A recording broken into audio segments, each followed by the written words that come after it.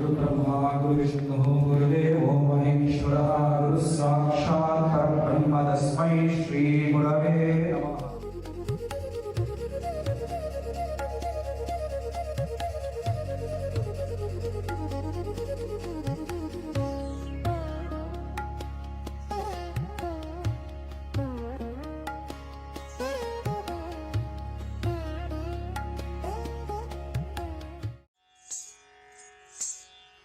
मूषिकवाहन मोदक हस्त चामर कर्ण विलंबित सूत्र वामन रूप महेश्वर पुत्र विघ्न विनायक पाद नमस्ते। आंगिकं भुवनं यस्य वाचिकं सर्ववाङ्मयं आकार्यं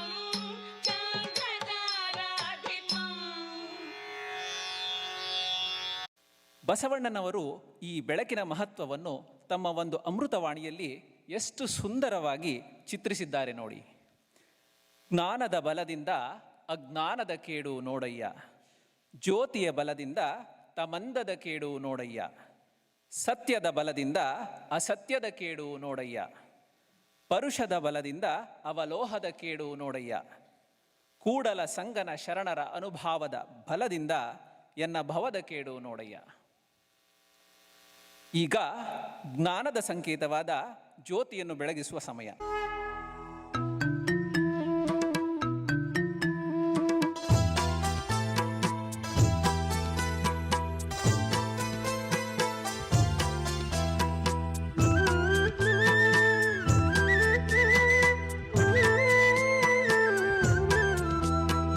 ಹರನ ಕರುಣೋದಯದ ತೆರದಲ್ಲಿ ಬೆಳಗು ತೆರೆಯುವ ಹೊತ್ತಿಗೆ ವೇದ ಘೋಷದ ದಿವ್ಯ ಲಹರಿಯು ಮನವ ತೊಳೆಯಲು ಮೆಲ್ಲಗೆ ಬರುವ ಶ್ರೀ ಗುರು ಪಾದುಕೆಯ ದನಿ ಅನುರಣಿತವಾಗಲು ಮೌನಕ್ಕೆ ಸಿದ್ಧ ಗಂಗೆಯ ನೆಲವು ಜಲವು ನಮಿಸಿ ನಿಲ್ಲುವುದು ಸುಮ್ಮಗೆ. ಕಳಬೇಡ ಕೊಲ್ಲಬೇಡ ಹುಸಿಯ ನುಡಿಯಲು ಬೇಡ ಮುನಿಯಬೇಡ. ಕಳಬೇಡ ಕೊಲ್ಲಬೇಡ ಹುಸಿಯ ನುಡಿಯಲು ಬೇಡ ಮುನಿಯಬೇಡ. ಅನ್ಯರಿಗೆ ಅಸಹ್ಯ ಪಡಬೇಡ.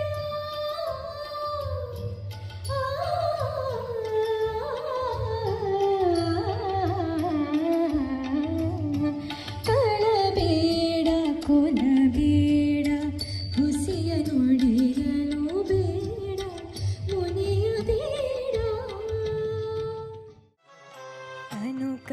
ಅನುಕರಗದವರಲ್ಲಿ ಪುಷ್ಪವನುಲ್ಲೆಯಯ್ಯ ನೀನು. ಅನುಕರಗದವರಲ್ಲಿ ಪುಷ್ಪವನುಲ್ಲೆಯಯ್ಯ ನೀನು. ಮನಕರಗದವರಲ್ಲಿ ಗಂಧಾಕ್ಷತೆಯನೊಲ್ಲಯ್ಯ ನೀನು. ಮನಕರಗದವರಲ್ಲಿ ಗಂಧಾಕ್ಷತೆಯನೊಲ್ಲಯ್ಯ ನೀನು. ಉಳ್ಳವರು ಶಿವಾಲಯ ಮಾಡುವರು, ಉಳ್ಳವರು ಶಿವಾಲಯ ಮಾಡುವರು. ನಾನೇನು ಮಾಡಲಿ ಬಡವನಯ್ಯ, ನಾನೇನು ಮಾಡಲಿ ಬಡವನಯ್ಯ. ಉಳ್ಳವರು ಶಿವಾಲಯ ಮಾಡುವರು, ಉಳ್ಳವರು ಶಿವಾಲಯ ಮಾಡುವರು. ಶಿವಶಂಕರ ಪಾರ್ವತಿ ಪತೆ ಗಮ ಗಮ ಬಮ ಗರೆ ಸನಿ ಸ ಗಮ ಬನಿ ಸ ಸನಿ ದ ಬಮ ಬ ಶಿವಶಂಕರ ಪಾರ್ವತಿ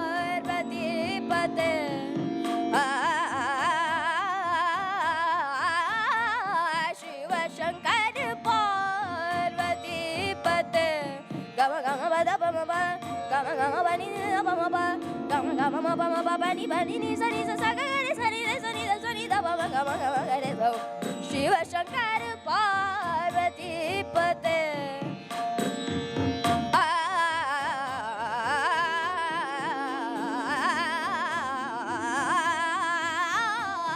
ಶಿವ ಶಂಕರ ಪಾರ್ವತಿ ಪತೆ. ನಾನು ಸಿದ್ಧಗಂಗಾ ಮಠದಲ್ಲಿ 5ನೇ ಕ್ಲಾಸಿಂದ 10ನೇ ಕ್ಲಾಸ್ವರೆಗೂ ಸಣ್ಣ ಮಗಳು ಅರ್ಲಿ ಎಜುಕೇಷನ್ ಮಾಡಿಸಿದ್ದು. ಅದು ಮಾಡಾದಮೇಲೆ ಬೆಂಗಳೂರು ಮೆಡಿಕಲ್ ಕಾಲೇಜಲ್ಲಿ ಮೆಡಿಕಲ್ ಮುಗಿಸಿ ಮತ್ತು ಅಮೇರಿಕಾ 96 ಬಂದಿದ್ದು. ಅದಾದಮೇಲೆ ವಾಷಿಂಗ್ಟನ್ ಯೂನಿವರ್ಸಿಟಿ ಸೆಂಟ್ ಲೂಯಿಸಲ್ಲಿ MBA ಮಾಡಿ ಅದ್ರ ಮುಖಾಂತರ ಕೆಲವು ಪ್ರದೇಶಗಳಲ್ಲಿ Chicago, Saint Louis, Jacksonville Florida, Omaha Nebraska, ಈಗ ಕೊನೆಯದಾಗಿ ಅಟ್ಲಾಂಟಾದಲ್ಲಿ ಉಳ್ಕೊಂಡಿದ್ದೇವೆ. ಇದನ್ನೆಲ್ಲ ಚೆನ್ನಾಗಿ ನಮ್ಮ ಗ್ರೋತ್ ಏನಿದೆ ಇಲ್ಲಿ ಅಮೆರಿಕದ growth it's because of Siddaganga ಮಠ.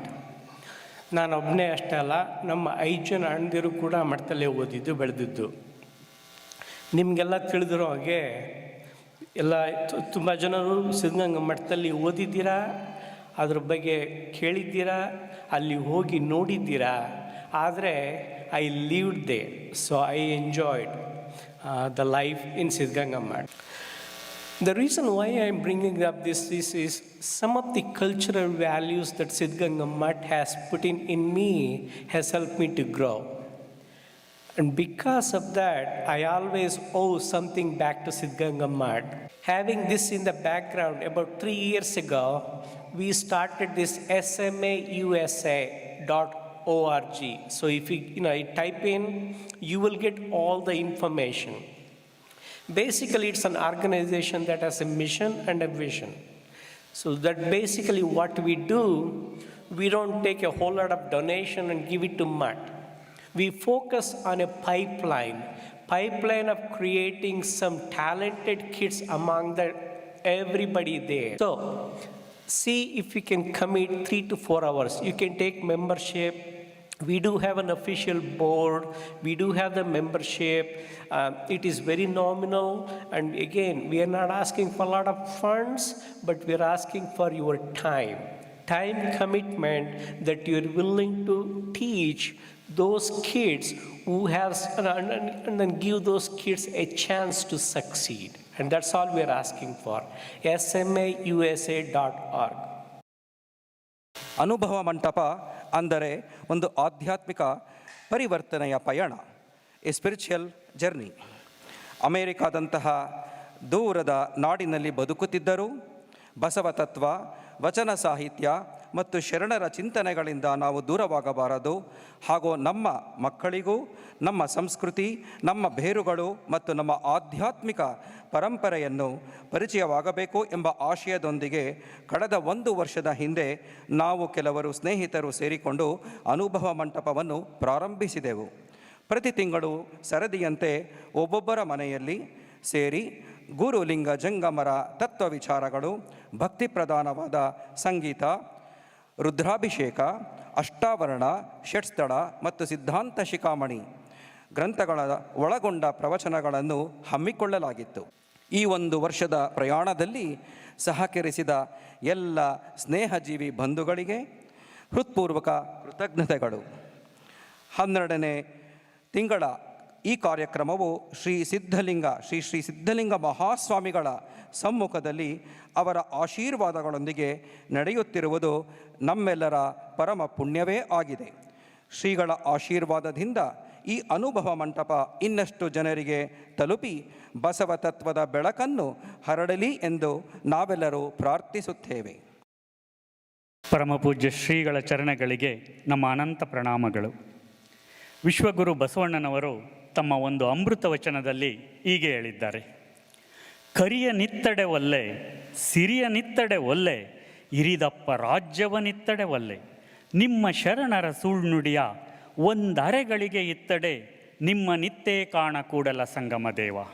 ಅಂದರೆ ಇದರ ಅರ್ಥ ಇಷ್ಟೇ, ನೀವು ಆನೆಗಳನ್ನು ಕೊಟ್ಟರೂ ಬೇಡ, ಸಂಪತ್ತು ಕೊಟ್ಟರೂ ಬೇಡ, ರಾಜ್ಯವನ್ನೇ ಕೊಟ್ಟರೂ ಬೇಡ.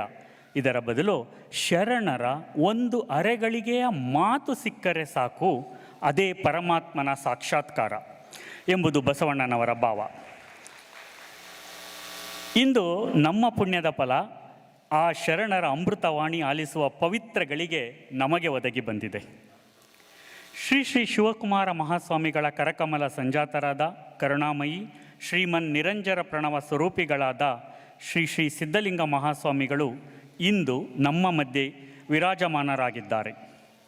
ಸಪ್ತ ಸಮುದ್ರಗಳನ್ನು ದಾಟಿ ಭಾರತದ ಪುಣ್ಯ ಭೂಮಿಯಿಂದ ಈ ಹೊರನಾಡಿನ ಮಣ್ಣಿಗೆ ಶ್ರೀಗಳು ಶರಣ ಸಂಸ್ಕೃತಿಯ ಸುಗಂಧವನ್ನು ಹೊತ್ತು ತಂದಿದ್ದಾರೆ.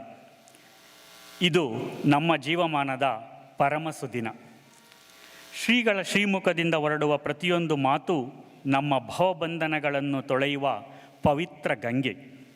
ಪ್ರತಿಯೊಂದು ನುಡಿಯೂ ನಮ್ಮ ಜೀವನ ಪಥವನ್ನು ಬೆಳಗಿಸುವ ಜ್ಞಾನದೀವಿಗೆ. ಅವರ ಆಶೀರ್ವಚನವೇ ನಮ್ಮ ಇಂದಿನ ಪರಮ ಪ್ರಸಾದ.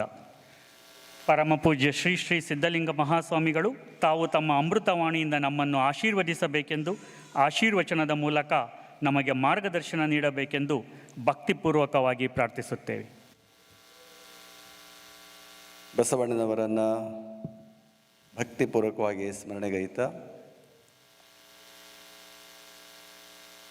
ಹಳ್ಳಿ ಮಕ್ಕಳಿಗೆ ಶಿಕ್ಷಣ ದಾಸೋಹ ಕೊಡುವ ಮುಖಾಂತರವಾಗಿ ಲಕ್ಷಾಂತರ ಜನರ ಮಕ್ಕಳ ಬದುಕನ್ನು ಹಸನು ಮಾಡಿದಂತಹ ಪ್ರಾತಸ್ಮರಣೀಯರಾದ ಇನ್ನು ಆರಾಧ್ಯ ಗುರುದೇವರಾದ ಪೂಜ್ಯ ಶಿವಕುಮಾರ ಮಹಾಶಿವಗಳವರನ್ನು ಹನುಮಂದಲ್ಲಿ ಸ್ಮರಿಸಿಕೊಳ್ಳುತ್ತಾ ಇವತ್ತಿನ ವಿಶೇಷ ಕಾರ್ಯಕ್ರಮ ನಿಮ್ಮೆಲ್ಲರ ಜೀವನದ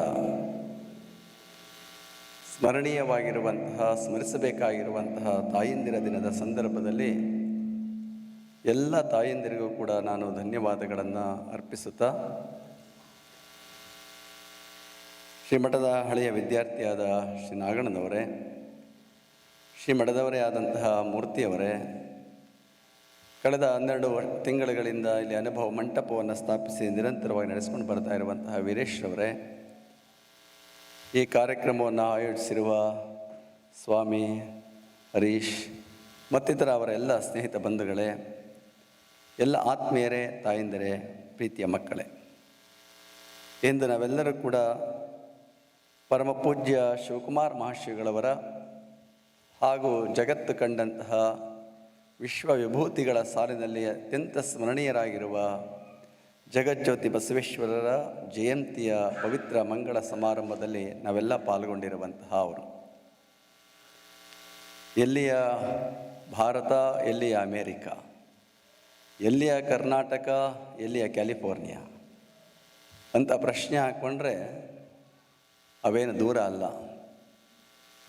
ಅಲ್ಲಮ ಪ್ರಭುಗಳು ಹೇಳ್ತಾರಲ್ಲ, ಎತ್ತಣ ಮಾಮರ ಎತ್ತಣಕ್ಕೆ ಹೋಗಿಲಿ ಎತ್ತಣಿಂದ ಸಂಬಂಧವಯ್ಯ, ಸಮುದ್ರದೊಳಗಣ ಉಪ್ಪು ಬೆಟ್ಟದ ನೆಲ್ಲಿಕಾಯಿ ಎತ್ತಣಿಂದ ಸಂಬಂಧವಯ್ಯ ಅನ್ನುವ ಹಾಗೆ ಭಾರತ ಅಲ್ಲಿದ್ದರೂ ಕೂಡ, ಕರ್ನಾಟಕ ಅಲ್ಲಿದ್ದರೂ ಕೂಡ ನೀವು ಅಮೇರಿಕಾದಲ್ಲಿ ಭಾರತವನ್ನು ಸೃಷ್ಟಿ ಮಾಡಿದಿರಿ, ಕರ್ನಾಟಕವನ್ನು ಸೃಷ್ಟಿ ಮಾಡಿದಿರಿ, ಕನ್ನಡತನವನ್ನು ಇಲ್ಲಿ ಉಳಿಸ್ಕೊಳ್ತಾ ಇದ್ದೀರಿ. ನಿಜವಾಗಲೂ ನೋಡಿದಾಗ ನನಗೆ ನಾನು ಕರ್ನಾಟಕದಲ್ಲಿ ಇದ್ದೇನೆ ಅಂತ ಅನ್ನಿಸ್ತಾ ಇದೆಯೇ ಹೊರತು ಅಮೇರಿಕಾದಲ್ಲಿ ಇದ್ದೀನಿ ಅಂತ ಅನ್ನಿಸ್ತಾ ಇಲ್ಲ ಅಂತೇಳಿ ಭಾವಿಸ್ಬೇಕಾಗಿರುವಂಥ ದೂರ ಅದು ಭೌತಿಕವಾಗಿ, ಆದರೆ ಭಾವನಾತ್ಮಕವಾಗಿ ನಾವು ಬಹಳ ಹತ್ತಿರದಲ್ಲಿದ್ದೇವೆ.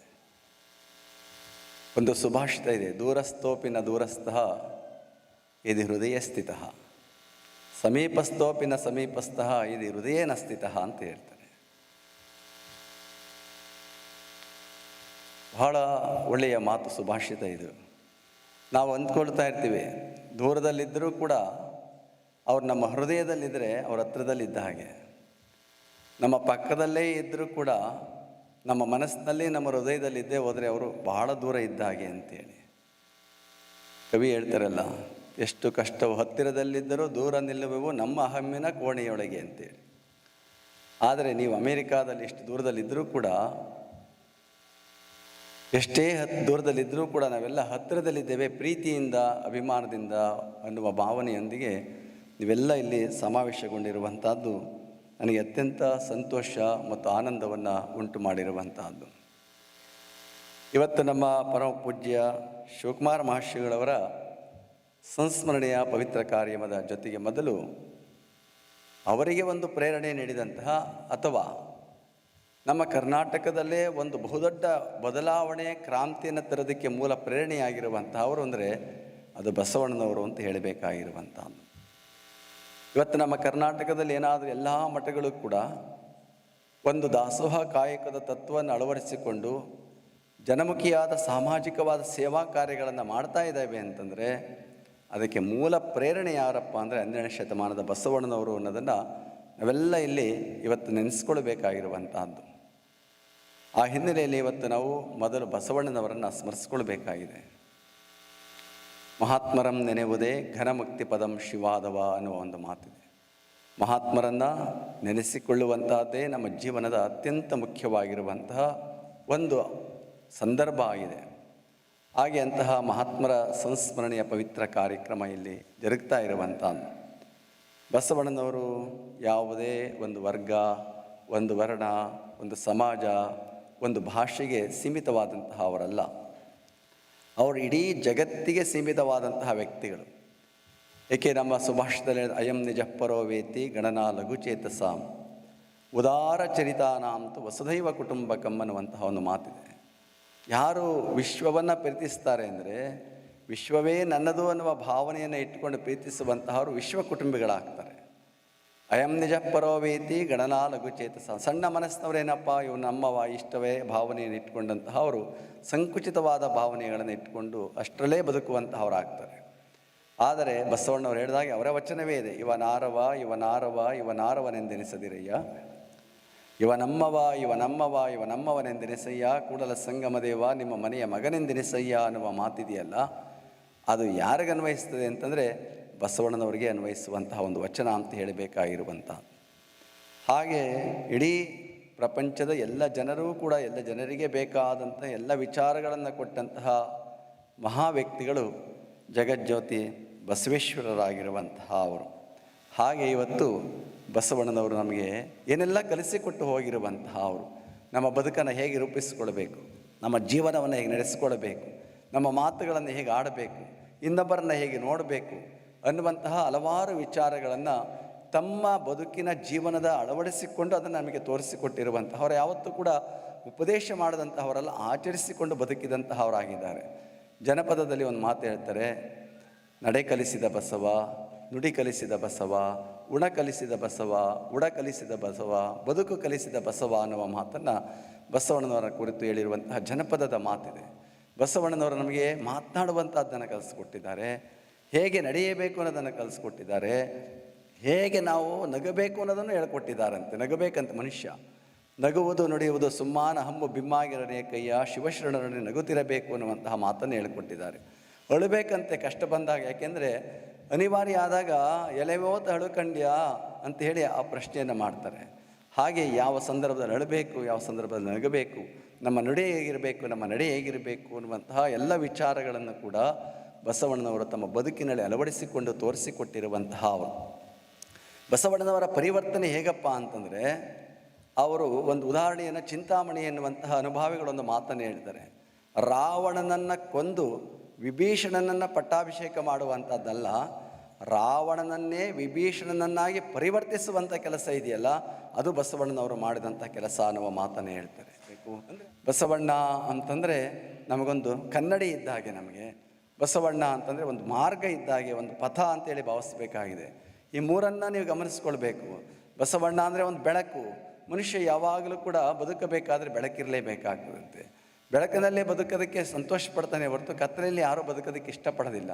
ಆದರೆ ಕತ್ತಲೆ ಅಂದರೆ ಯಾವಾಗಲೂ ಮನುಷ್ಯನಿಗೆ ಭಯ ಅದು ಇದು ಉಂಟು ಮಾಡ್ತದೆ. ಬೆಳಕು ಯಾವತ್ತೂ ಕೂಡ ಮನುಷ್ಯನಿಗೆ ಧೈರ್ಯ, ಆತ್ಮವಿಶ್ವಾಸವನ್ನು ತಂದುಕೊಡುವಂಥ ಕೆಲಸ ಮಾಡ್ತದೆ. ಅದಕ್ಕಾಗಿ ಬಸವಣ್ಣನವರನ್ನು ಬಹಳ ಸುಂದರವಾಗಿ ಅಲ್ಲಮಪ್ರಭುಗಳು ಹೇಳ್ತಾರೆ, ಕಲ್ಯಾಣವೆಂಬ ಪ್ರಣತಿಯಲ್ಲಿ ಭಕ್ತಿರಸವೆಂಬ ತೈಲವನ್ನೆರೆದು ಆಚಾರವೆಂಬ ಬತ್ತಿಗೆ ಬಸವಣ್ಣನೆಂಬ ಜ್ಯೋತಿಯ ಮುಟ್ಟಿಸಲು ತೊಳಗಿ ಬೆಳಗುತ್ತಿದ್ದೆಯ ಶಿವನ ಪ್ರಕಾಶ, ಆ ಬೆಳಗಿನೊಳಗೆ ಒಪ್ಪುತ್ತಿದ್ದರೆಯ ಅಸಂಖ್ಯಾತ ಭಕ್ತ ಮಹಾಗಣಗಳು ಅನ್ನುವ ಮಾತನ್ನು ಅಲ್ಲಮಪ್ರಭು ದೇವರು ಅನುಭವ ಮಂಟಪ ಅಂತ ಹೇಳಿದ್ರೀಗ, ಅನುಭವ ಮಂಟಪದ ಅಧ್ಯಕ್ಷರಾಗಿದ್ದಂತಹ ಅಲ್ಲಮ ಪ್ರಭುಗಳು ಹೇಳುವಂತಹ ಮಾತು, ಬಸವಣ್ಣ ಅಂದರೆ ಒಂದು ಬೆಳಕಾಗಿ ಆ ಬೆಳಕಿನಲ್ಲಿ ಅನೇಕರು ಒಪ್ಪುವಂತಹ ಅಸಂಖ್ಯಾತ ಶರಣರು ಬದುಕಿದರು ಅನ್ನುವ ಮಾತನ್ನು ಹೇಳ್ತಾರೆ. ಸಣ್ಣದಾಗಿ ಜನಪದದಲ್ಲಿ ಹೇಳ್ತಾರೆ, ಬಸವಣ್ಣನವ್ರು ಏನಪ್ಪ ಮಾಡಿದ್ರು, ಎಲ್ಲ ಬಲ್ಲಿದನೆಯ ಕಲ್ಯಾಣ ಬಸವಯ್ಯ ಚೆಲ್ಲಿದನ ತಂದು ಶಿವ ಬೆಳಕ ನಾಡೊಳಗೆ ಸೊಲ್ಲೆತ್ತಿ ಜನರು ಹಾಡುವರು ಅಂತ ಹೇಳಿದರು. ಈ ಲೋಕವನ್ನೇ ಶಿವಲೋಕವನ್ನಾಗಿ ಮಾಡುವಂತಹ ಶಿವನ ಪ್ರಭೆಯನ್ನೇ ಈ ಲೋಕದಲ್ಲಿ ಬೆಳಗಿಸುವಂಥ ಕೆಲಸವನ್ನು ಬಸವಣ್ಣನವರು ಮಾಡಿದರು ಅನ್ನುವ ಮಾತನ್ನು ಈ ಒಂದು ಜನಪದ ಗೀತೆಯಲ್ಲಿ ಹೇಳುವಂತಹ ಬೆಳಕಿನ ಮಾತನ್ನು ಹೇಳ್ತಾರೆ. ಎಲ್ಲಾಡಿ ಬಂದೆ ಬಸವನ ಬೆಳಕೆ, ಎಲ್ಲಿಗೆ ಬಂದೆ ನೀನು ಬಸವನ ಬೆಳಕೆ ಅಂತೇಳಿ ಸಿದ್ದಯ್ಯ ಪುರಾಣಿಕರು ಹೇಳ್ತಾರೆ. ಆಮೇಲೆ ಹೇಳ್ತಾರೆ ಅವರು, ಕನ್ನಡ ವನದಲ್ಲಿ ಕುಣಿದಾಡಿ ಬಂದೆ, ವಚನ ಕೊಡುವ ಅಲಸಿ ಬಂದೆ, ದೀನ ದಲಿತರ ಉದ್ಧರಿಸಲು ಬಂದೆ ಅನ್ನುವಂತಹ ಮಾತನ್ನು ಹೇಳ್ತಾ ಬಸವಣ್ಣನವರ ಬೆಳಕು ಎಲ್ಲೆಲ್ಲಿಗೆ ಬಂದೆ, ವಿಶ್ವವೆಲ್ಲವೂ ನನ್ನದೇ ಹಿಂದೆ, ಬರಲಿದೆ ವಿಶ್ವವು ನನ್ನೆಯ ಹಿಂದೆ ಎನ್ನುವ ಮಾತನ್ನು ಸಿದ್ದಯ್ಯ ಪುರಾಣಿಕರು ತಮ್ಮ ವಚನದಲ್ಲಿ ಬಸವಣ್ಣನವರನ್ನು ಬೆಳಕು ಅನ್ನುವಂತಹ ಮಾತನ್ನು ತಿಳಿಸಿಕೊಟ್ಟಿರುವಂತಹ ಅವರು. ಅಂತಹ ಬಸವಣ್ಣ ಅಂತಂದರೆ ಒಂದು ಬೆಳಕು ಅಂತೇಳಿ ಭಾವಿಸ್ಬೇಕಾಗಿರುವಂತಹದ್ದು. ಇನ್ನೊಂದು ಬಸವಣ್ಣ ಅಂದರೆ ನಾನು ಕನ್ನಡಿ ಅಂತ ಹೇಳಿದೆ. ಕನ್ನಡಿ ನಾವು ಯಾಕೆ ಮಾಡಿಕೊಳ್ತೀವಿ? ಕನ್ನಡಿಗೆ ನೋಡ್ಕೋಬೇಕು ಅಂತ, ಕನ್ನಡಿ ಸರಿ ಮಾಡಬೇಕು ಅಂತ ನಾವು ಯಾರು ಇಟ್ಕೊಳ್ಳೋದಿಲ್ಲ. ಕನ್ನಡಿಯಿಂದ ನಾವು ಸರಿ ಹೋಗಬೇಕು ಅಂತ ನಾವು ಇಟ್ಕೊಂಡಿರ್ತೀವಿ ಆವಾಗಲೂ ಕೂಡ. ಬಹುತೇಕ ನಾವು ಕನ್ನಡಿ ಇಲ್ಲದವ್ರು ಇರೋದೇ ಇಲ್ಲ. ಯಾರಾದರೂ ಕನ್ನಡಿ ಇಟ್ಕೊಂಡಿರ್ತಾರೆ, ಒಂದು ತಲೆ ಕೂತ್ಗಳು ಬಾಚೋರು ಇರ್ತಾರೆ, ಮುಖ ನೋಡ್ಕೊಂಡವ್ರು ಇರ್ತಾರೆ, ಏನಕಾನೋ ಒಂದು ಕನ್ನಡಿ ಇಟ್ಕೊಂಡಿರ್ತಾರೆ. ಆದರೆ ಬಸವಣ್ಣವರು ಅನ್ನೋದನ್ನ ಕನ್ನಡಿ ಯಾಕಪ್ಪ ಅಂತಂದರೆ, ಅವರ ರೂಪದಲ್ಲಿ ಇಟ್ಕೊಂಡ್ರೆ ನಮ್ಮ ನಡೆಯನ್ನು ತಿದ್ದುಕೊಳ್ಳೋದಕ್ಕೆ, ನುಡಿಯನ್ನು ತಿದ್ದುಕೊಳ್ಳೋದಕ್ಕೆ, ನಮ್ಮ ಆಚಾರ ವಿಚಾರಗಳನ್ನು ತಿದ್ದುಕೊಳ್ಳೋದಕ್ಕೆ ಅದು ಬಸವಣ್ಣ ಅನ್ನುವಂಥ ಒಂದು ಕನ್ನಡಿ ನಮಗೆ ಬೇಕಾಗಿರುವಂತಹದ್ದು. ಆ ದರ್ಪಣ ಅನ್ನುವಂಥದ್ದಿದ್ದಾಗ ನಮ್ಮನ್ನು ನಾವು ತಿದ್ದುಕೊಳ್ಳೋದಕ್ಕೆ ಪ್ರಯತ್ನ ಪಡೋದಕ್ಕೆ ಬಸವಣ್ಣನೆಂಬ ಕನ್ನಡಿ ನಮಗೆ ಬೇಕಾಗಿರುವಂತಹದ್ದು. ಹಾಗೆ ಬಸವಣ್ಣ ಅಂದರೆ ಒಂದು ಪಥ, ನಡೆದಿರುವಂತಹ ಒಂದು ಮಾರ್ಗ. ಆ ಮಾರ್ಗದಲ್ಲಿ ನಡೆಯುವ ಪ್ರಯತ್ನವನ್ನು ನಾವು ಮಾಡಬೇಕು. ಈಗೆಲ್ಲ ವಚನವನ್ನು ಹೇಳಿದ್ರು, ಬಹಳ ಸುಶ್ರಾವ್ಯವಾಗಿ 2 ಹೆಣ್ಣು ಮಕ್ಕಳು ತುಂಬ ಮಧುರವಾದ ಕಂಠದಿಂದ ಎಲ್ಲರಿಗೂ ಕೂಡ ಆನಂದವನ್ನು ಉಂಟು ಮಾಡುವ ಹಾಗೆ ವಚನಗಳನ್ನು ಹೇಳಿದರು. ಅಲ್ಲಿ ಒಂದು ವಚನವನ್ನು ಅವರು ಪ್ರಸ್ತಾಪವನ್ನು ಮಾಡಿದರು. ಇಡೀ ಬಸವಣ್ಣನವರ ಎಲ್ಲ ತತ್ವಗಳನ್ನು ಸಾರಗೊಳಿಸಿ ಹೇಳಿರುವಂತಹ ಒಂದೇ ವಚನ ಅಂದರೆ, ಕಳಬೇಡ, ಕೊಲಬೇಡ, ಹುಸಿಯ ನುಡಿಯಲು ಬೇಡ, ಮುನಿಯಬೇಡ, ಅನ್ಯರಿಗೆ ಅಸಹ್ಯ ಪಡಬೇಡ, ತನ್ನ ಬಣ್ಣಿಸಬೇಡ, ಇದಿರ ಅಳಿಯಲು ಬೇಡ, ಇದೇ ಅಂತರಂಗ ಶುದ್ಧಿ, ಇದೇ ಬಹಿರಂಗ ಶುದ್ಧಿ, ಇದೇ ನಮ್ಮ ಕೂಡಲ ಸಂಗಮ ದೇವನ ಒಲಿಸುವ ಪರಿ.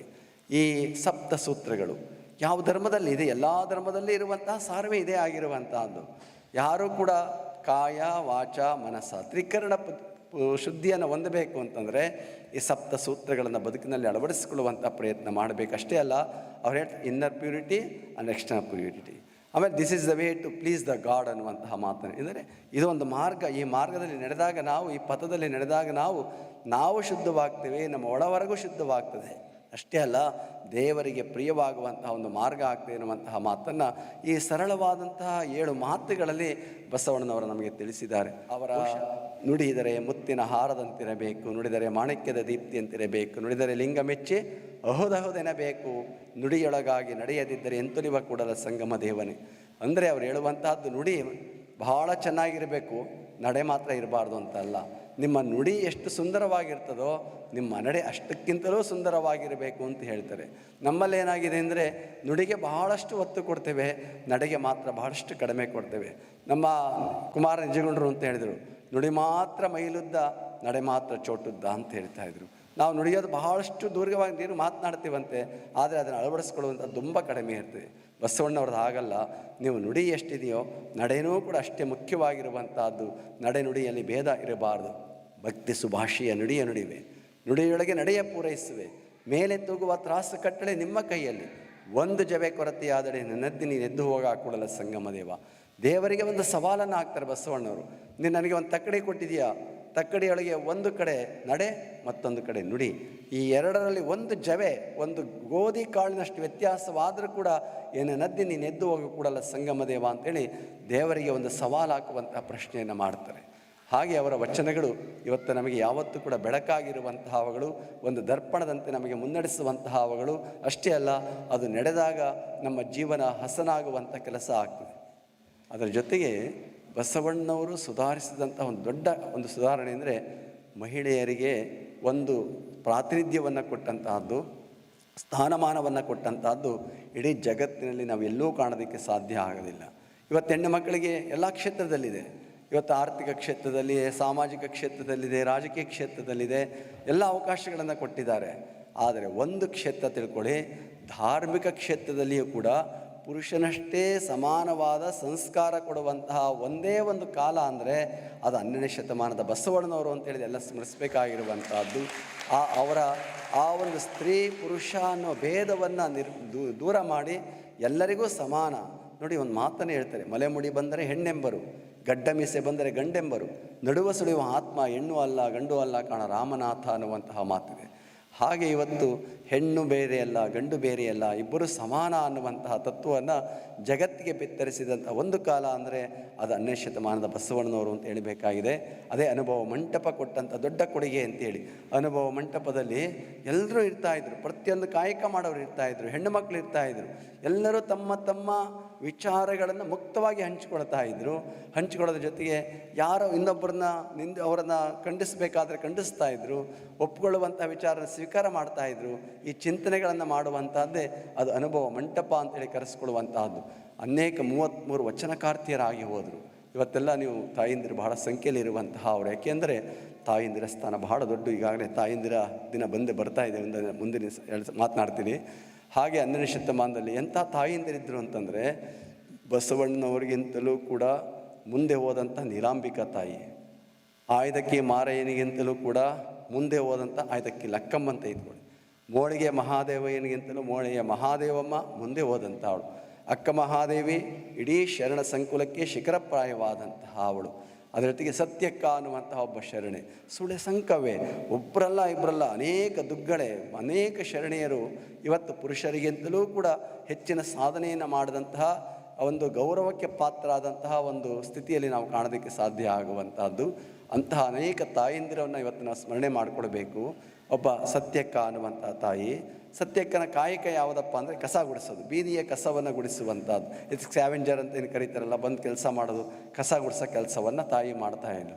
ಎಷ್ಟು ಸುಂದರವಾಗಿ ಅವ್ರು ಹೇಳ್ತಾರೆ, ಅರ್ಚನೆ ಪೂಜನೆ ನೇಮವಲ್ಲ, ಮಂತ್ರ ತಂತ್ರ ನೇಮವಲ್ಲ, ಅವ್ರು ಹೇಳ್ಕೊಂಡು ಹೋಗ್ತಾ ಧೂಪ ದೀಪಾರತಿ ನೇಮವಲ್ಲ, ಪರದನ ಪರಸ್ತ್ರೀ ಪರದೈವಂಗಳಿಗೆ ಎರಗದಿಪ್ಪುದೇ ನಿಜ ಈಶ್ವರ ಅಂತ ಹೇಳಿ ಬಹಳ ಸುಂದರವಾಗಿ ಶಂಭು ಜಕ್ಕೇಶ್ವರನಲ್ಲಿ ಎನ್ನುವಂತಹ ಮಾತನ್ನು ಸತ್ಯಕ್ಕೆ ಹೇಳ್ತಾನೆ. ಯಾವುದು ಪೂಜೆ, ಯಾವುದು ಅರ್ಚನೆ ಅನ್ನುವಂಥ ಪ್ರಶ್ನೆ ಬಂದಾಗ ಅವ್ರು ಹೇಳ್ತಾರೆ, ಮುರೇ ಮಾತೇಳುವಂಥದ್ದು ಪರದನ ಪರಸ್ತ್ರೀ ಪರದೈವಂಗಳಿಗೆ ಎರಗದಿಪ್ಪುದೇ ಶಂಭು ಜಕ್ಕೇಶ್ವರನಲ್ಲಿ ಎನ್ನುವಂತಹ ಮಾತನ್ನು ಬಹಳ ಸ್ಪಷ್ಟವಾಗಿ ತಾಯಿ ಹೇಳುವಂತಹ ಮಾತಿದೆ. ಅಂತಹ ಅನೇಕ ಶರಣಿಯರು ಇವತ್ತು ನಾವು ನೋಡೋದಕ್ಕೆ ಸಾಧ್ಯ ಆಗ್ತದೆ. ಇವೆಲ್ಲ ಕಂಡಾಗೆ ಆಯ್ದಕ್ಕಿ ಲಕ್ಕಮ್ಮ. ಇವತ್ತು ಒಂದೊಂದು ಮನೆ ಸಂತೋಷವಾಗಿ ನೆಮ್ಮದಿಯಾಗಿ ತೃಪ್ತಿಯಾಗಿ ಇರಬೇಕು ಅಂತಂದರೆ ಒಬ್ಬ ತಾಯಿ ಇರಬೇಕು. ಆ ತಾಯಿ ಎಂಥವಳಪ್ಪ ಅಂದರೆ ಆಯ್ದಕ್ಕಿ ಲಕ್ಕಮ್ಮ ಆಗಿರಬೇಕು. ಯಾಕೆ ಅಂತಂದರೆ ಇವತ್ತು ನಮ್ಮ ಆದಾಯದೊಳಗೆ ನಮ್ಮ ವರಮಾನದೊಳಗೆ ಹೇಗೆ ಬದುಕಬಹುದು ಅನ್ನೋದನ್ನು ತೋರಿಸಿಕೊಟ್ಟಂಥ ಒಬ್ಬ ತಾಯಿ ಅಂದರೆ 12ನೇ ಶತಮಾನದ ಆಯ್ದಕ್ಕಿ ಲಕ್ಕಮ್ಮ ಅಂತ ಹೇಳಬೇಕಾಗಿರುವಂಥದ್ದು. ಆಯ್ದಕ್ಕಿ ಲಕ್ಕಮ್ಮ, ಆಯ್ದಕ್ಕಿ ಮಾರಯ್ಯರ ಜೀವನ ಏನಪ್ಪ, ಒಂದಗಳು ಈ ಬೀದಿಯಲ್ಲಿ ಚೆಲ್ಲಿದಂಥ ಅಕ್ಕಿಯನ್ನು ಆಯ್ದುಕೊಂಡು ಬಂದು, ನೋಡಿ ಚೆಲ್ಲುವುದ ಸಂಸ್ಕಾರ ನಮ್ಮದಲ್ಲ, ಚೆಲ್ಲಿದ್ದನ್ನು ಆಯ್ದುಕೊಂಡು ಬಂದು ಅದನ್ನು ಸಂಸ್ಕಾರ ಕೊಡುವಂಥದ್ದು ನಮ್ಮ ಧರ್ಮ ಅಂತೇಳಿ ಆ ಒಂದು ಕಾಯಕವನ್ನು ಮಾಡುವಂತಹ ತಾಯಿ ಅವ್ರು ಮಾಡ್ತಾಯಿದ್ರು. ಒಮ್ಮೆ ಅನುಭವ ಮಂಟಪದಲ್ಲೇ ಚಿಂತನೆ ಕೂತ್ಬಿಟ್ಟು ಅದಕ್ಕೆ ಮಾರಯ್ಯ. ಸಮಯ ಆಯಿತು, ತಾಯಿ ಕಾಯ್ತಾ ಇದ್ದ ಮನೇಲಿ, ಬರಲಿಲ್ಲ ಹೊರಟೋದು, ಮನೆಗೆ ಹೋದ್ಲು. ಎನ್ನಾಳ್ದನೆ ಕಾಯಕ ನಿಂದಿತ್ತು ಎದ್ದು ಬಾರ ಅಂತೇಳಿ ಕರೆದ್ಲು ಗಂಡನನ್ನು. ಎಷ್ಟು ಸುಂದರವಾದ ಮಾತು ನೋಡಿ. ಎನ್ನಾಳ್ದನೆ ಕಾಯಕ ನಿಂದಿತ್ತು ಎದ್ದು ಬಾರ ಕೊಡಲ್ಲ ಸಂಗಮ ದೇವ. ಬೇರೆ ಬೇರೆ ಹೇಗೆ ಕರೀತಾರೋ ಗೊತ್ತಿಲ್ಲ. ಆ ತಾಯಿ ಹೇಳುವಂಥದ್ದು ನೋಡಿ, ಎಷ್ಟು ಸುಂದರವಾಗಿ ಮನೆಗೆ ಚುಚ್ಚಬೇಕು, ಮನಸ್ಸಿಗೆ ನಾಟಬೇಕು. ಆ ಮಾತುಗಳನ್ನು ಹೇಳುವುದರ ಮುಖಾಂತರ ಜ್ಞಾಪಿಸ್ತಾನೆ. ಮಾರಯ್ಯ ಓಡೋಡಿ ಹೋಗ್ತಾನೆ, ತಡವಾಗಿರ್ತದೆ. ಬಸವಣ್ಣನವರೇನು ಪರೀಕ್ಷೆ ಮಾಡಬೇಕು ಏನೋ ಗೊತ್ತಿಲ್ಲ, ಬೀದಿಯಲ್ಲಿ ಅಕ್ಕಿ ಬೇಕಾದಷ್ಟು ಸಿಗ್ತದೆ. ಅವನಿಗೆ ದಿವಸ ಆಯ್ಕೊಳ್ತಾ ಇದ್ದ. ಇವತ್ತು ಹಾಗಲ್ಲ, ತಡವಾಗಿ ಬಂದಿದ್ದಾನೆ, ನಿಧಾನ ಆಗಿದೆ, ಬಳ್ಕೊಳ್ಬೋದು, ಅಷ್ಟು ಅಕ್ಕಿ ಅವನಿಗೆ ಸಿಗ್ತಾ ಇದೆ. ಸಂತೋಷ ಆಯಿತು ಅವನಿಗೆ. ನನ್ನ ಮನೇಲಿ ಒಪ್ಕೊಳ್ತಾಳೆ, ನನ್ನ ಹೆಂಡತಿ ಇದನ್ನು ಸ್ವೀಕಾರ ಮಾಡ್ತಾಳೆ ಅಂತ ಆಸೆ ಆಗಿತ್ತು ಅವನಿಗೆ. ಆ ಮನೆ ಹೊತ್ಕೊಂಡು ಬರ್ತಾಯಿದ್ದ, ದಿವಸ ಎಷ್ಟು ತರ್ತಾ ಇದ್ದ, ಇವತ್ತು ತುಂಬ ಹೊತ್ಕೊಂಡು ಬರ್ತಾಯಿದ್ದ. ಅವನಿಗೆ ಸಂತೋಷ ಇತ್ತು, ಹೆಚ್ಚಿಗೆ ಸಿಕ್ಕದೆ ನನ್ನ ಹೆಂಡತಿ ಸಂತೋಷ ಪಡ್ತಾಳೆ ಅಂತೇಳಿ. ಆದರೆ ಆ ತಾಯಿ ಎಂಥವಳು ಅಂದರೆ ಬಾಗಿಲಲ್ಲಿ ನೋಡ್ತಾ ಇದ್ಲು, ತನ್ನ ಗಂಡನಿಗೆ ಎಷ್ಟು ದುರಾಸೆ ಬಂದಿದೆ, ಏನು ಇಷ್ಟೊಂದು ಹೊತ್ಕೊಂಬತ್ತಾ ಇದ್ದಾರಲ್ಲ, ದಿವಸ ಇಷ್ಟೇ ತತ್ತಾ ಇದ್ದರು, ಇವತ್ತೇನು ಇಷ್ಟು ತತ್ತಾ ಇದ್ದಾರಲ್ಲ ಅಂಥೇಳಿ ಬಾಗಿಲಿಂದ ಒಳಗೆ ಬಿಟ್ಕೊಳ್ಳೋದಿಲ್ಲ, ಅಲ್ಲೇ ನಿಲ್ಲಿಸ್ತಾಳೆ.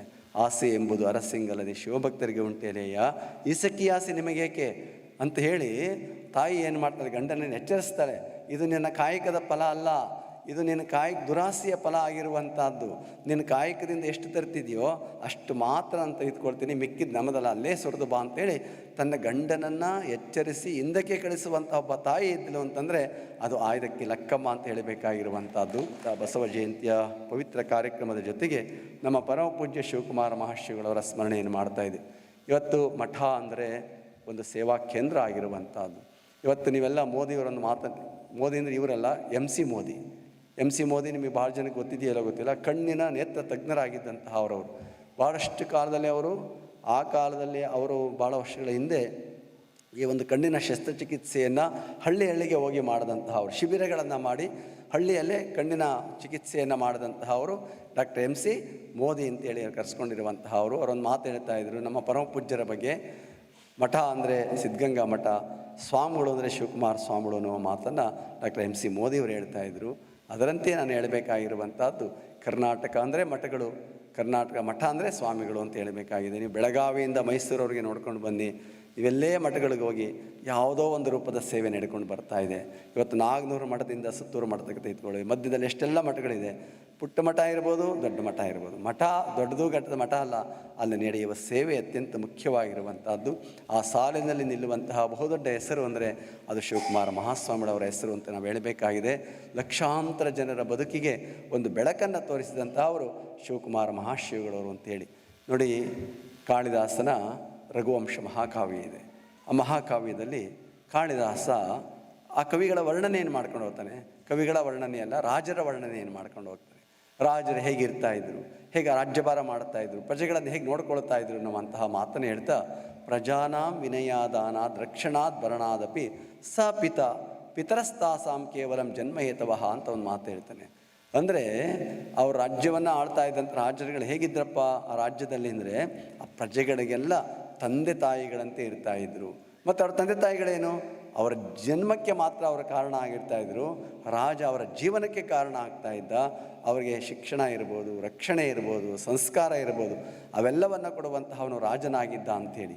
ಹಾಗೆ ಶ್ರೀಮಠದಲ್ಲಿ ಸಿದ್ಧಗಂಗಾ ಶ್ರೀ ಕ್ಷೇತ್ರದಲ್ಲಿ ಅಂತಹ ಒಂದು ಕಾರ್ಯವನ್ನು 89 ವರ್ಷಗಳ ಕಾಲ ನಿರಂತರವಾಗಿ ಮಾಡಿದಂಥ ಒಬ್ಬ ಸ್ವಾಮಿಗಳು ಅಂದರೆ ಅದು ಶಿವಕುಮಾರ ಮಹಾಸ್ವಾಮಿಗಳವರು ಮಾಡಿಕೊಂಡು ಬಂದಂತಹ ಅದೊಂದು ದಾಖಲೆಯಾಗಿರುವಂಥದ್ದು.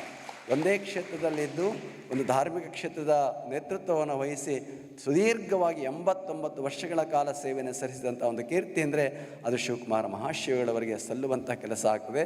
ನೀವೆಲ್ಲ ಸಮರ್ಥ ರಾಮದಾಸರ ಒಂದು ಕಥೆ ಇದೆ. ಅವ್ರು ಹೇಳ್ತಾರೆ, ಜಗತ್ತಿನಲ್ಲಿರುವಂತಹ ಅವ್ರನ್ನೆಲ್ಲ 5 ವರ್ಗ ಮಾಡಿದ್ದಾರೆ. ಒಂದು ಶಿಲಾವರ್ಗ, ಮತ್ತೊಂದು ಸಸ್ಯವರ್ಗ, ಇನ್ನೊಂದು ಪ್ರಾಣಿ ವರ್ಗ, ಇನ್ನು ಮನುಷ್ಯ ವರ್ಗ, 5ನೇಯವರು ದೇವವರ್ಗ ಅಂತ. ಏನಿಲ್ಲ, ಅವರವರ ಕೆಲಸದ ಮೇಲೆ ಇದು ಅನ್ವಯ ಆಗುವಂಥದ್ದು. ಶಿಲಾವರ್ಗ ಅಂದರೆ ನಾನೊಬ್ಬ ಚೆನ್ನಾಗಿರ್ಬೇಕು, ಬೇರೆ ಏನನ ಇರಲಿ, ಅವನೊಬ್ಬ ಹೆಂಡತಿ ಬೇಡ, ಮಕ್ಕಳು ಬೇಡ, ಯಾರು ಬೇಡ, ನಾನು ಚೆನ್ನಾಗಿರ್ಬೇಕು, ನಾನೊಬ್ಬ ಚೆನ್ನಾಗಿರಬೇಕು ಬಯಸುವಂತಹವನ್ನೇ ಶಿಲಾವರ್ಗ ಅಂತ ಕರೆದ್ರು. ಸಸ್ಯವರ್ಗ ಅಂದರೆ ಇಲ್ಲ, ನಾನು ಚೆನ್ನಾಗಿರಬೇಕು, ನನ್ನ ಮಕ್ಕಳು, ನನ್ನ ಹೆಂಡತಿ ಅಷ್ಟೇ, ನನ್ನ ಕುಟುಂಬ ಚೆನ್ನಾಗಿರಬೇಕು ಅಂತೇಳಿ. ಇನ್ನು 3ನೇ ವರ್ಗ ಪ್ರಾಣಿ ವರ್ಗ ಅಂದರೆ ಇಲ್ಲ, ನಾನು ಚೆನ್ನಾಗಿರಬೇಕು, ನನ್ನ ಕುಟುಂಬ, ನನ್ನ ಹಳ್ಳಿ, ನನ್ನ ಪರಿವಾರ, ಈಗ ಸುತ್ತಮುತ್ತ ಎಲ್ಲ ಚೆನ್ನಾಗಿರಬೇಕು ಅಂತ ಬಯಸುವಂತಹ ಅವನು. ಇನ್ನು ಮನುಷ್ಯ ವರ್ಗ ಅಂದರೆ ನಾನಷ್ಟೇ ಅಲ್ಲಪ್ಪ, ನಮ್ಮೂರು, ನನ್ನ ಗ್ರಾಮ, ನನ್ನ ರಾಜ್ಯ, ನನ್ನ ದೇಶ ಚೆನ್ನಾಗಿರಬೇಕು ಅಂತ ಬಯಸುವಂತಹ ಅವನು. ಇನ್ನು ಕೊನೆಯವರಿದ್ದಾರಲ್ಲ ವಿಶ್ವಮಾನವರು ಅಂದರೆ ಅವರೆಲ್ಲ ಇವನ್ನು ಮೀರಿ ಇಡೀ ಪ್ರಪಂಚವೇ ಚೆನ್ನಾಗಿರಬೇಕು ಅಂತ ಬಯಸುವಂಥವ್ರು ಯಾರಪ್ಪ ಅಂದರೆ ಅದು ವಿಶ್ವಮಾನವರು ಅಂತೇಳಿ ದೇವಮಾನವರು ಅಂತ ಕರೆದಿದ್ದಾನೆ. ಆ ಸಾಲಿನಲ್ಲಿ ಇರುವಂತಹ ಬಹುದೊಡ್ಡ ಹೆಸರು ಅಂದರೆ ಅದು ಶಿವಕುಮಾರ ಮಹಾಶಿವಗಳವರು ಅಂತೇಳಿ ಸ್ಮರಿಸ್ಕೊಳ್ಬೇಕಾಗಿರುವಂಥದ್ದು. ಅಂತಹ ಪರಮ ಪೂಜ್ಯರನ್ನು ಇವತ್ತು ನಾವೆಲ್ಲ ಇಲ್ಲಿ ಸ್ಮರಣೆ ಮಾಡಿಕೊಳ್ತಾ ಇದ್ದೀವಿ. ಅವರು ಕೊಟ್ಟಂತಹ ಬೆಳಕು, ಅವರು ನೀಡಿದಂತಹ ಇವತ್ತು ಪ್ರಸಾದ ಇವತ್ತು ಅನೇಕ ಜನಗಳನ್ನು ಇವತ್ತು ಎಷ್ಟರಕ್ಕೆ ಬೆಳೆಸುವಂಥ ಕೆಲಸ ಆಗಿದೆ. ಅವರು ಕೊಟ್ಟಂತಹ ಶಿಕ್ಷಣದಿಂದಾಗಿ ಇವತ್ತು ಅನೇಕರು ಇವತ್ತಿಲ್ಲಿ ಬಂದಿದ್ದಾರೆ. ಇಲ್ಲಿ ಬಂದಿರುವಂಥವ್ರನ್ನೆಲ್ಲ ನೋಡಿದಾಗ ಅದೆಲ್ಲಿದ್ದಾರಪ್ಪ ಶಿವಕುಮಾರ ಮಹಾಸ್ವಾಮಿಗಳವರು ಅಂದರೆ ನಿಮ್ಮಲ್ಲೆಲ್ಲರಲ್ಲಿದ್ದಾರೆ ಅಂತೇಳಿ ಭಾವಿಸ್ಕೊಳ್ಬೇಕಾಗಿರುವಂಥದ್ದು. ಅದು ಶಿವಕುಮಾರ ಮಹಾಸ್ವಾಮಿಗಳವರು ಮಾಡಿದಂಥ ಬಹುದೊಡ್ಡ ಸೇವಾ ಕಾರ್ಯ. ಇವತ್ತು ನಾವು ಯಾವತ್ತೂ ಕೂಡ ಊಹಿಸ್ಕೊಳ್ಳೋದಕ್ಕೆ ಸಾಧ್ಯ ಇಲ್ಲ, ಮತ್ತು ಅವ್ರಿಗೆ ಹೋಲಿಸ್ಕೊಳ್ಳೋದಕ್ಕೂ ಸಾಧ್ಯ ಇಲ್ಲ, ಕಂಪೇರ್ ಮಾಡೋಕ್ಕಾಗೋದಿಲ್ಲ. ಯಾಕೆಂದರೆ ಅವರ ದಿನಚರಿ ಆಗಿರ್ತಾ ಇತ್ತು. ಅವರ ದಿನಚರಿಯನ್ನು ಊಹೆ ಮಾಡೋದಕ್ಕೆ ಸಾಧ್ಯ ಇಲ್ಲ. ಅವರು 2:30 ಬೆಳಗಿನ ಜಾವ ಎಷ್ಟೇ ಕಷ್ಟ ಆಗಲಿ, ಎಂಥ ಸಂದರ್ಭ ಇರಲಿ, ಎಷ್ಟೇ ರಾತ್ರಿಗೆ ಬಂದಿರಲಿ 2:15 ಗಂಟೆಗೆ ಎದ್ದೇಳ್ತಾ ಇದ್ದರು. ಅವ್ರು ನಿರಂತರವಾಗಿ ಅವರ ಪೂಜಾ ನಿಷ್ಠೆ ಅಷ್ಟಿತ್ತು, ಅವರ ಕಾಯಕ ನಿಷ್ಠೆಯನ್ನು ಅಷ್ಟು ಮಾಡ್ತಾಯಿದ್ರು. ನಮ್ಮ ಪರಮ ಪೂಜ್ಯರು ಹೇಗೆ ಕಾಯಕ ಮಾಡ್ತಾಯಿದ್ರು ಅಂದರೆ ಬೆಳಗ್ಗೆ ಎದ್ದು ಆ ಕಾಲದಲ್ಲಿ ಸೌದೆ ಹೊಡೆದಿದ್ದಾರೆ, ಕಸ ಗುಡಿಸಿದ್ದಾರೆ, ಅಡುಗೆ ಮಾಡಿದ್ದಾರೆ, ಮಕ್ಕಳಿಗೆ ಊಟ ಬಡಿಸಿದ್ದಾರೆ. ಇಲ್ಲಿ ಹಳ್ಳಿ ಕಡೆಗಳಿಗೆ ಆ ಕಾಲದಲ್ಲಿ ಯಾವುದೇ ವ್ಯವಸ್ಥೆ ಇಲ್ಲ, ನಡೆದು ಹೋಗಿದೆ. ಸ್ವಾಮಿಗಳು ಹೇಳ್ತಾಯಿದ್ರು, ನಾನು 25 ಮೈಲಿ ನಡ್ಕೊಂಡು ಹೋಗ್ತಿದ್ದೆ ಸ್ವಾಮಿಗಳೇ ಅಂತ ನನಗೆ ಹೇಳ್ತಾಯಿದ್ರು. ನಾವು ಇವತ್ತು 1 ಮೈಲಿ ನಡೆಯೋಕ್ಕೂ ನಮ್ಮ ಕೈಲಿ ಆಗೋದಿಲ್ಲ. ಅಂತಹ ಕಾಲದ 25 ಮೈಲಿ ನಿರಂತರವಾಗಿ ನಡೆಯೋದ್ರ ಮೂಲಕ ಬಹಳಷ್ಟು ಶ್ರಮವನ್ನು ವಹಿಸಿದ್ದಾರೆ. ಇಡೀ ತಮ್ಮ ದೇಹವನ್ನು, ಕಾಯವನ್ನು ಮಠದ ಸೇವೆಗಾಗಿ ಸವೆಸಿದಂತಹ ಅವರು ಅಂದರೆ ಅದು ಶಿವಕುಮಾರ ಮಹಾಶಿವಗಳವರು ಅಂತ ಹೇಳಬೇಕಾಗಿದೆ. ಅದಕ್ಕೆ ನೀವು ಸಿದ್ದಯ್ಯ ಪುರಾಣಿಕರ ಮಾತಿದೆ, ಭಿಕ್ಷೆ ಹೊರಟಿದೆ ಜಂಗಮದ ಜೋಳಿಗೆ, ಲಕ್ಷ ಜನಗಳ ಪರದಿದೆ ಅಂತೇಳಿ ಭಾಳ ಸುಂದರವಾಗಿ ಹೇಳ್ತಾ, ಸದ್ದು ಗದ್ದಲ ವಿರದ ಸಾಧನೆ ಇಲ್ಲಿ ಗದ್ದಿಗೆ ಏರಿದೆ, ಕಾಯಕವೇ ಕೈಲಾಸವೆನ್ನುವ ಮಾತುಕೃತಿಯಳು ಮೂಡಿದೆ, ಕಾವಿಯುಡುಗೆ ನಟ್ಟು ನಭವೇ ಕಿರಣ ಹಸ್ತವ ಚಾಚಿದೆ, ಎಲ್ಲ ನನ್ನವರೆನ್ನುವ ಭಾವದ ಕರುಣೆಯ ಕಣ್ ತೆರೆದಿದೆ ಎನ್ನುವ ಮಾತನ್ನು ಸಿದ್ದಯ್ಯಪ್ಪ ನಮ್ಮ ಜಿ ಎಸ್ ಶಿವರುದ್ರಪ್ಪನವರು, ಅವರು ಶ್ರೀಮಠದ ಹಳೆಯ ವಿದ್ಯಾರ್ಥಿ, ಹೆಮ್ಮೆಯಿಂದ ಹೇಳ್ಕೊಳ್ಬೇಕಾಗಿರುವಂಥದ್ದು. ಅವರು 3 ವರ್ಷ ಶ್ರೀಮಠದಲ್ಲಿ ಅಭ್ಯಾಸವನ್ನು ಮಾಡಿದಂತಹ ಅವರು ಅಲ್ಲೆಲ್ಲ ನೋಡಿ, ಇವತ್ತೇನು ನಾಗಣ್ಣನವರು ನೀವೆಲ್ಲ ಪರಿಚಯ ಇದೆ, ನಾನು ಅಲ್ಲೇ ಬೆಳೆದೆ ಎನ್ನುವ ಮಾತು ಹೇಳಿದ್ರಲ್ಲ, ಅದೇ ರೀತಿಯಲ್ಲಿ ಜಿ ಎಸ್ ಶಿವರುದ್ರಪ್ಪನವರು ಕೂಡ ಅಲ್ಲಿ ಬೆಳೆದು ಅವರ ಅನುಭವವನ್ನು ಆ ವಚನದ ಮೂಲಕ ಹಂಚಿಕೊಂಡಿರುವಂತಹ ಅವರು ನಮ್ಮ ಪರಮ ಪೂಜ್ಯರ ಒಂದು ಸ್ಮರಣೆಯನ್ನು ಮಾಡುವಂಥದ್ದು ನಮ್ಮೆಲ್ಲರಿಗೆ ಒಂದು ಶಕ್ತಿ ಇದ್ದ ಹಾಗೆ. ನನಗೆ ನಿಮ್ಮ ನೆನಹಾದಾಗಲೇ ಉದಯ, ನನಗೆ ನಿಮ್ಮ ಮರಹಾದಾಗಲೇ ಅಸ್ತಮಾನ ಅನ್ನುವ ಬಸವಣ್ಣನವರ ಮಾತಿನಂತೆ ಅವರ ನೆನಹು ನಮ್ಮೆಲ್ಲರಿಗೆ ಮತ್ತಷ್ಟು ಶಕ್ತಿ, ಆತ್ಮವಿಶ್ವಾಸ, ಉತ್ಸಾಹವನ್ನು ತುಂಬುವ ಕೆಲಸ ಆಗ್ತದೆ ಎನ್ನುವಂತಹ ಮಾತನ್ನು ಈ ಸಂದರ್ಭದಲ್ಲಿ ಹೇಳ್ತಾ, ಇವತ್ತು ವಿಶ್ವ ಮಾತೆಯರ ದಿವಸ ಅಂತೇಳಿ ಕರೆದಿದ್ದಾರೆ. ನೀವು ಅಮೆರಿಕಾದಲ್ಲಿ ಇವತ್ತೊಂದು ದಿವಸ ನೀವು ಕೊಡ್ತೀರಿ, ಆದರೆ ನಮ್ಮ ಭಾರತದಲ್ಲಿ ಆಗಲ್ಲ. ಪ್ರತಿ ದಿವಸವೂ ಮಾತೆಯ ದಿವಸನೇ. ಪ್ರತಿ ದಿವಸ ನಾವು ಎದ್ದ ತಕ್ಷಣ ತಾಯಿಯನ್ನು ನೆನೆಸ್ಕೋಬೇಕು. ನಿನ್ನ ತಾಯಿಗೆ ನಮಸ್ಕಾರ ಮಾಡೋ ದಿವಸ ಎದ್ದು ಅಂತೇಳಿ ಆ ಸಂಸ್ಕಾರನ ಕೊಟ್ಕೊಂಡು ಬಂದಿರುವಂಥ ಅವ್ರು ಇವತ್ತು ಕಡಿಮೆ ಆಗಿರ್ಬೋದು, ಆದರೆ ಹಿಂದಿನಿಂದಲೂ ಕೂಡ ತಾಯಂದಿರಿಗೆ ಅಷ್ಟು ದೊಡ್ಡ ಗೌರವವನ್ನು ಕೊಟ್ಕೊಂಡು ಬರುವಂತಹ ಒಂದು ಪರಂಪರೆ, ಸಂಸ್ಕಾರ ನಮ್ಮ ದೇಶದಲ್ಲಿ. ಮಾತೃದೇವೋಭವ, ಪಿತೃದೇವೋಭವ, ಆಚಾರ್ಯ ದೇವೋಭವ, ಅತಿಥಿ ದೇವೋಭವ ಅಂತೇಳಿ ತಾಯಿಗೆ ದೊಡ್ಡ ಸ್ಥಾನವನ್ನು ಕೊಟ್ಟಂತಹ ದೇಶ ಅದು ಭಾರತ ದೇಶ ಅಂತ ಹೇಳಬೇಕಾಗಿದೆ. ಅಂತಹ ಇವತ್ತು ತಾಯಿಗೆ ನಾವು ಎಷ್ಟು ಗೌರವ ಸಲ್ಲಿಸಿದ್ರೂ ಕಡಿಮೆ ಅಂತ ಹೇಳಬೇಕಾಗಿದೆ. ತಾಯಿಗಿಂತ ದೇವರಿಲ್ಲ ಅನ್ನುವಂತಹ ಮಾತಿದೆ. ಅದರಿಂದ ಇವತ್ತು ವಿಶ್ವ ಮಾತೆಯರ ದಿವಸ ಅಂತಂದರೆ ನಾವೆಲ್ಲರಿಗೆ ಯಾವುದೋ ಜನ್ಮ ಕೊಡ್ತಾಳಲ್ಲ, ಮೊದಲನೇ ತಾಯಿ ಅವಳು ಯಾವತ್ತು. ಏಕೆಂದರೆ 9 ತಿಂಗಳು ನಮಗೆ ಹೆತ್ತು ಹೊತ್ತು ಏನೆಲ್ಲ ನೋವು ಕಷ್ಟ ಅನುಭವಿಸಿ, ಹೆತ್ತದಷ್ಟೇ ಅಲ್ಲ, ಹೆತ್ತ ಮೇಲೆ ಇನ್ನು 9 ವರ್ಷ ನಮ್ಮನ್ನು ಚೆನ್ನಾಗಿ ನೋಡ್ಕೊತಾಳೆ. 9 ತಿಂಗಳಲ್ಲ, 9 ವರ್ಷದವರೆಗೂ ನಮ್ಮನ್ನು ಕಾಪಾಡ್ತಾಳೆ. ನಾವು ಎಷ್ಟೇ ದೊಡ್ಡವರಾದರೂ ಕೂಡ ನಾವು ತಾಯಿಗೆ ಏನಾಗಿರ್ತೀವಿ? ಮಕ್ಕಳೇ ಆಗಿರ್ತೀವಿ. ನೀವು ಮುದುಕರಾದರೂ ನಿಮ್ಮ ತಾಯಿ ಇದ್ದರೆ, ಅಜ್ಜಿ ಹಣ್ಣಾಗಿದ್ದರೆ ನೀವು ಮಕ್ಕಳೇ ಆಗಿರ್ತೀರಿ ಯಾವಾಗಲೂ ಕೂಡ. ಆವಾಗಲೂ ಆ ಪ್ರೀತಿಯನ್ನು ಹರಿಸ್ಕೊಳ್ತಾ ಇರ್ತಾರೆ. ಆ ಪ್ರೀತಿ ತಾಯಿಗೆ ಯಾವತ್ತೂ ಹೋಗಲ್ಲ. ತಾಯಿ ಅಂದರೆ ಅಷ್ಟು ದೊಡ್ಡ ಸ್ಥಾನ ಇರ್ಬೋದು. ಮಕ್ಕಳು ಹುಟ್ಬೋದು, ಕೆಟ್ಟ ಮಕ್ಕಳು ಹುಟ್ಬೋದು, ಅದು ಕೆಟ್ಟ ತಾಯಿ ಹುಡೋಲ್ಲ. ಶಂಕರಾಚಾರ್ಯರು ಮಾತಾಡ್ತಾರೆ, ಕುಪುತ್ರೋ ಜಾಯತೆ ಕುಮಾತ ಜಾಯತೆ ಅಂತ ಹೇಳ್ತಾರೆ. ಕೆಟ್ಟ ಮಕ್ಕಳು ಹುಟ್ಟೋದಕ್ಕೆ ಹುಟ್ಬೋದು, ಇರ್ಬೋದು, ಆದರೆ ಕೆಟ್ಟ ತಾಯಿ ಮಾತ್ರ ಜಗತ್ತಿನಲ್ಲಿ ಯಾರು ಹುಡೋದಕ್ಕೆ ಸಾಧ್ಯ ಇಲ್ಲ ಅನ್ನೋ ಮಾತನ್ನು ಶಂಕರಾಚಾರ್ಯರೇ ಆ ಮಾತನ್ನು ಹೇಳಿರುವಂತಹ ಅವರು. ಅಂತಹ ತಾಯಿಯ ಸ್ಥಾನ ಬಹಳ ದೊಡ್ಡದು. ಇವತ್ತು ಜನನೇ ಜನ್ಮಭೂಮಿ ಸ್ವರ್ಗಕ್ಕೆ ಮಿಗಿಲು ಅನ್ನುವ ಮಾತು ನೀವೆಲ್ಲ ಕೇಳಿರುವಂತಹ ಅವರು. ಆ ಜನನಿಯ ಒಂದು ಮಹತ್ವವನ್ನು ತಿಳಿಸುವಂತಹ ಪವಿತ್ರವಾದಂತಹ ಇವತ್ತು ತಾಯಿಯ ದಿವಸ. ಇಲ್ಲಿ ಭಾಳ ಸಂಘಗಳಿದೆ. ಕನ್ನಡ ಸಂಘ ಇದೆ, VSNA ಇದೆ, ಜೊತೆಗೆ ಅನುಭವ ಮಂಟಪ ಇದೆ. ಈಗ ಬೇರೆ ಬೇರೆ ಎಲ್ಲ ಮಾಡಿದ್ದೀರಿ. ಆದರೆ ಒಂದು ತಿಳ್ಕೊಳ್ಳಿ, ನೀವೆಲ್ಲ ಎಲ್ಲ ಒಂದು ಅಂತ ಭಾವಿಸ್ಕೊಂಡು ಬದುಕಿ ಎಲ್ಲರೂ ಕೂಡ. ಕನ್ನಡ ಇರಲಿ, VSNA ಇರಲಿ, ಯಾವುದೇ ಇರಲಿ. ಯಾಕೆ ಅಂತಂದರೆ ಒಂದು ಮಾತಿದೆ, coming together is a beginning, coming together is a beginning, keeping together is a progress, ಆಮೇಲೆ working together is a success. ಅದನ್ನು ನೀವು ಯಾವತ್ತು ಮನಸ್ಸಿನಲ್ಲಿ ಇಟ್ಕೊಂಡು, ನಾವು ಕನ್ನಡ ಇರಲಿ ಏನೇ ಇರಲಿ, ಯಾರೇ ಭಾರತೀಯರಿದ್ದರೆ ನಾವೆಲ್ಲ ಒಂದು ಅನ್ನುವ ಭಾವನೆಯನ್ನು ನೀವೆಲ್ಲ ತುಂಬಿಕೊಂಡು ಇಲ್ಲಿ ಕೆಲಸವನ್ನು ಮಾಡಲಿ ಅನ್ನುವ ಹಾರೈಕೆಯನ್ನು ವ್ಯಕ್ತ ಮಾಡ್ತಾ. ಏಕೆಂದರೆ ಒಂದು ಮಾತಿದೆ, ಯುಕ್ತಿಯುಕ್ತಂ ವಚೋಗ್ರಾಹ್ಯಂ ಬಾಲಾದಪಿ ಶುಕಾದಪಿ ಅಂತೆ. ಒಳ್ಳೆಯದನ್ನು ಎಲ್ಲೇ ಬಂದರೂ ಯಾರಿಂದ ಬಂದರೂ ಸ್ವೀಕಾರ ಮಾಡಬೇಕಂತೆ. ಒಂದು ಗಿಳಿ ಹೇಳಿದ್ರೆ ಕೇಳಬೇಕು, ಒಂದು ಮಗು ಹೇಳಿದ್ರೆ ಕೇಳಬೇಕಂತೆ. ಹಾಗೆ ಒಳ್ಳೆಯದು ಎಲ್ಲೇ ಇದ್ದರೂ ಕೂಡ ಸ್ವೀಕರಿಸುವಂಥ ಒಂದು ಮನೋಭಾವ ನಮ್ಮಲ್ಲೆಲ್ಲರೂ ಇರಬೇಕು ಅಂತ ಹೇಳಿ ಆನೋ ಭದ್ರಾಣಿ ಶೃಣ್ವಂತು ಋತುವಿತ್ ವಿಶ್ವತಃ ಅಂತ ಹೇಳ್ತಾರೆ. ಒಳ್ಳೆಯದು ನಮಗೆ ಎಲ್ಲ ಕಡೆಯಿಂದ ಬರಲಿ ಅಂತೇಳಿ ವಚನದಲ್ಲಿ ನಿಮ್ಮ ನಾಮಾಮೃತ ತುಂಬಿ, ನಯನದಲ್ಲಿ ನಿಮ್ಮ ಮೂರ್ತಿ ತುಂಬಿ, ಮನದಲ್ಲಿ ನಿಮ್ಮ ನೆನಹು ತುಂಬಿ, ಕಿವಿಯಲ್ಲಿ ನಿಮ್ಮ ಕೀರ್ತಿ ತುಂಬಿ, ಕೂಡಲ ಸಂಗಮ ದೇವ ನಿಮ್ಮ ಚರಣ ಕಮಲದೊಳಗೆ ಆನ ತುಂಬಿ ಅಂತೇಳಿ ನಾವೆಲ್ಲನೂ ಒಳ್ಳೆಯದನ್ನೇ ಕಿವಿಗೆ ತಂದ್ಕೊಳ್ಳೋಣ, ಕಣ್ಣಿಗೆ ಒಳ್ಳೇದು ತಂದ್ಕೊಳ್ಳೋಣ, ಮನಸ್ಸಿಗೆ ಒಳ್ಳೇದು ತಂದ್ಕೊಳ್ಳೋಣ. ಈ ದೇಶದಲ್ಲಿ ಬೇರೆದೆಲ್ಲ ಇರಲಿ, ಅದನ್ನೆಲ್ಲ ದೂರ ಇರಿಸಿ ಒಳ್ಳೆಯದನ್ನೇ ಸ್ವೀಕರಿಸುವಂಥ ಒಂದು ಮನೋಭಾವ, ಮನಸ್ಸು ನಮ್ಮೆಲ್ಲರಲ್ಲಿ ಇರಲಿ ಅಂತ ಹಾರೈಸ್ತಾ ಈ ಒಂದು ಕಾರ್ಯಕ್ರಮದಲ್ಲಿ ಭಾಗವಹಿಸೋದು ಸಂತೋಷ ಆಗಿದೆ ಎನ್ನುವಂತಹ ಮಾತನ್ನು ಹೇಳ್ತಾ, ನಿಮ್ಮೆಲ್ಲರಿಗೂ ಮತ್ತೊಮ್ಮೆ ತಾಯಂದಿರ ದಿನದ ಈ ಒಂದು ಶುಭಾಶಯಗಳನ್ನು ಮತ್ತೊಮ್ಮೆ ಕೊಡ್ತಾ ಎಲ್ಲ ತಾಯಂದಿರಿಗೂ ಮತ್ತೊಮ್ಮೆ ನಾನು ನಮಿಸಿ ಎಲ್ಲರಿಗೂ ಕೂಡ ಶರಣಾರ್ಥಿಗಳು.